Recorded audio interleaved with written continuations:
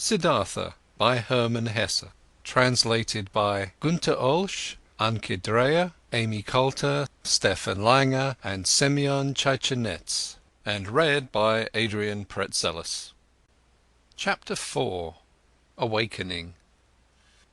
When Siddhartha left the grove, where the Buddha, the perfected one, stayed behind, where Govinda stayed behind, then he felt that in this grove his past life also stayed behind and parted from him.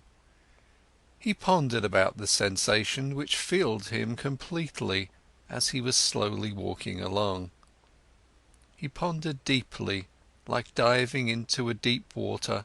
He let himself sink down to the ground of the sensation, down to the place where the causes lie, because to identify the causes, so it seemed to him, is the very essence of thinking, and by this alone sensations turn into realizations and are not lost, but become entities and start to emit like rays of light what is inside of them. Slowly walking along, Siddhartha pondered. He realized that he was no youth anymore, but had turned into a man. He realized that one thing had left him, as a snake is left by its old skin. That one thing no longer existed in him, which had accompanied him throughout his youth, and used to be a part of him, the wish to have teachers, and to listen to teachings.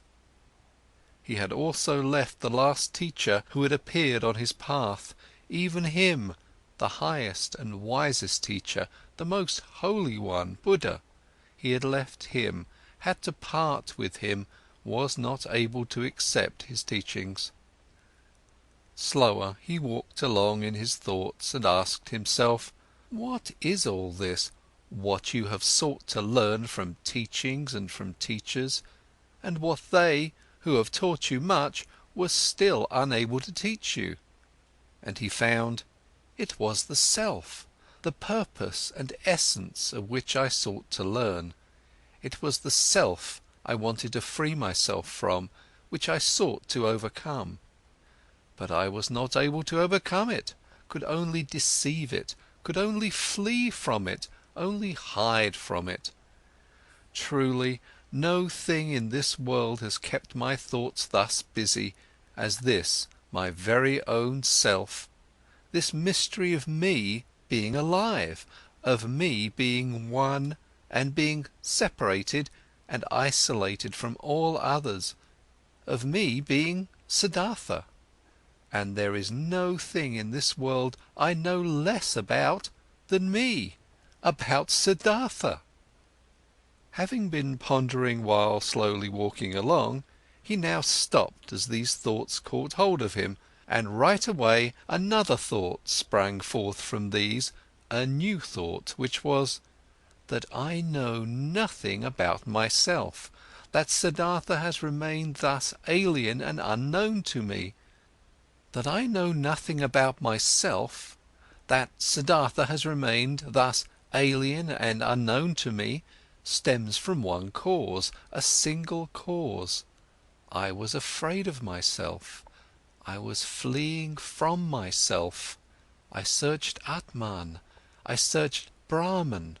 I was willing to dissect myself and peel off all its layers to find the core of all peels in its unknown interior, the Atman, life, the divine part, the ultimate part.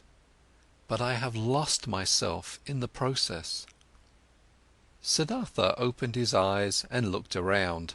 A smile filled his face, and a feeling of awakening from long dreams flowed through him, from his head down to his toes.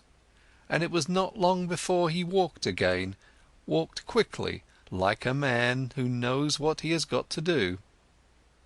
Oh, he thought, taking a deep breath, now I would not let Siddhartha escape from me again. No longer. I want to begin my thoughts and my life with Atman and with the suffering of the world. I do not want to kill and dissect myself any longer to find a secret behind the ruins. Neither Yoga Veda shall teach me any more, nor Atharva Veda, nor the ascetics, nor any kind of teachings. I want to learn from myself, want to be my student, want to get to know myself, the secret of Siddhartha. He looked around as if he were seeing the world for the first time. Beautiful was the world, colourful was the world, strange and mysterious was the world. Here was blue, here was yellow, here was green, the sky and the river flowed, the forest and the mountains were rigid. All of it was beautiful, all of it was mysterious and magical, and in its midst was he, Siddhartha, the awakening one, on the path to himself. All this yellow and blue, river and forest, entered Siddhartha for the first time through the eyes, was no longer a spell of Mara, was no longer the veil of Maya, was no longer a pointless and coincidental diversity of mere appearances, despicable to the deeply thinking Brahman who scorns diversity, who seeks unity. Blue was blue, river was river, and if also in the blue and the river, in Siddhartha, the singular and divine lived hidden, so it was still that very divinity's way and purpose to be here yellow, here blue, there sky, there forest, and here Siddhartha. The purpose and essential properties were not somewhere behind the things, they were in them, in everything. How deaf and stupid have I been, he thought, walking swiftly along. When someone reads a text, wants to discover its meaning, he will not scorn the symbols and letters and call them deceptions, coincidence and worthless hull, but he will read them, he will study and love them, letter by letter. But I, who wanted to read the book of the world and the book of my own being, I have, for the sake of a meaning I had anticipated before I read, scorned the symbols and letters. I called the visible world a deception, called my eyes and my tongue coincidental and worthless forms without substance. No, this is over. I have awakened, I have indeed awakened, and have not been born before this very day.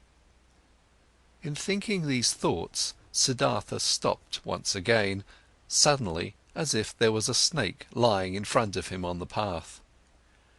Because suddenly he had also become aware of this. He, who was indeed like someone who had just woken up, or like a newborn baby, he had to start his life anew, and start again at the very beginning. When he had left in this very morning from the grove Jetavana, the grove of that exalted one, already awakening, already on the path towards himself, he had every intention, regarded as natural and took for granted that he, after years as an ascetic, would return to his home and his father. But now, only in this moment, when he stopped, as if a snake was lying on his path, he also awoke to this realization: but I am no longer the one I was. I am no ascetic any more. I am not a priest any more. I am no Brahmin any more. What should I do at home and at my father's place? Study? Make offerings? Practice meditation? But all this is over, all of this is no longer alongside my path. Motionless, Siddhartha remained standing there, and for the time of one moment and breath, his heart felt cold, he felt a cold in his chest, as a small animal, a bird or a rabbit would, when seeing how alone he was. For many years he had been without home and had felt nothing. Now he felt it. Still, Even in the deepest meditation he had been his father's son, had been a Brahmin, of a high caste, a cleric. Now he was nothing but Siddhartha, the awoken one, nothing else was left. Deeply he inhaled, and for a moment he felt cold and shivered. Nobody was thus alone as he was. There was no nobleman who did not belong to the noblemen, no worker that did not belong to the workers, and found refuge with them, shared their life, spoke their language. No Brahman who would not be regarded as Brahmins and lived with them, no ascetic who would not find his refuge in the caste of the Samanas, and even the most forlorn hermit in the forest was not just one and alone.